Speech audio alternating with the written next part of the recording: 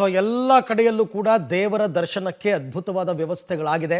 ಎಲ್ಲೂ ಯಾವುದೇ ರೀತಿ ತೊಂದರೆ ಇಲ್ಲ. ಬೆಂಗಳೂರಿನ ಇಸ್ಕಾನ್ ಇವತ್ತಂತೂ ಸಾಕಷ್ಟು ಸಾವಿರಾರು ಸಂಖ್ಯೆಯಲ್ಲಿ ಜನ ಬರ್ತಾರೆ. ಇಸ್ಕಾನ್ನಲ್ಲೂ ಕೂಡ ವೈಕುಂಠ ಏಕಾದಶಿಯ ಸಂಭ್ರಮ ಜೋರಾಗಿದೆ. ಸೊ ಹಾಗಾಗಿ ಮುಂಜಾನೆ 3 ಗಂಟೆಗೆ ಸುಪ್ರಭಾತ ಸೇವೆ ಕೂಡ ಆರಂಭ ಆಗಿದೆ. ಸುಪ್ರಭಾತ ಸೇವೆಯೊಂದಿಗೆ ದೇವರ ದರ್ಶನ ಆರಂಭ. 3:30ಕ್ಕೆ ಮಹಾಭಿಷೇಕ ಕೂಡ ನಡೆದಿದೆ. ಧನುರ್ಮಾಸದ ಪೂಜೆ. 1.5 ಲಕ್ಷ ಭಕ್ತರು ಬರುವಂತಹ ನಿರೀಕ್ಷೆ ಇದೆ. ಬೆಂಗಳೂರಿನ ಇಸ್ಕಾನ್, ಆ್ಯಕ್ಚುಲಿ ಇಸ್ಕಾನ್ 2 ಬ್ರಾಂಚ್ ಇದೆ, 2 ಕಡೆ ಇದೆ, 2 ಕಡೆ ಜನ ಬರ್ತಾರೆ. ರಾತ್ರಿ 11 ಗಂಟೆಯ ತನಕನೂ ಕೂಡ ದೇವರ ದರ್ಶನಕ್ಕೆ ನಾವು ವ್ಯವಸ್ಥೆ ಮಾಡಿದ್ದೀವಿ. ಭಕ್ತಾದಿಗಳು ಬಂದರೆ ಬರುವಂತಹ ಸಂದರ್ಭದಲ್ಲಿ ಎಲ್ಲ ವ್ಯವಸ್ಥೆಗಳು ಆಗಿದೆ ಅಂತ ಅಲ್ಲಿನ ಅಧಿಕಾರಿಗಳು ಕೂಡ ಮಾಹಿತಿಯನ್ನು ಕೊಟ್ಟಿದ್ದಾರೆ. ಹರೇ ಕೃಷ್ಣ. ಎಲ್ಲರಿಗೂ ವೈಕುಂಠ ಏಕಾದಶಿಯ ಹಾರ್ದಿಕ ಶುಭಾಶಯಗಳು.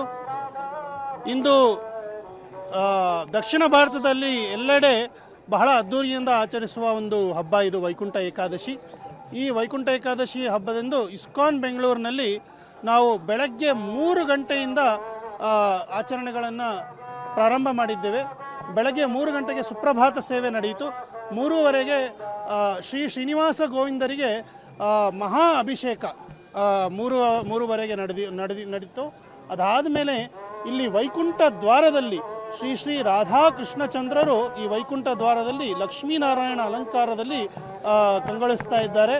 ಭಕ್ತಾದಿಗಳೆಲ್ಲರೂ ಬಂದವರೆಲ್ಲ ಈ ವೈಕುಂಠ ದ್ವಾರದಲ್ಲಿ ವೈಕುಂಠ ನಾರಾಯಣನ ದರ್ಶನ ಪಡೆದು ಒಳಗಡೆ ಹೋಗಿ ರಾಧಾಕೃಷ್ಣರ ದರ್ಶನ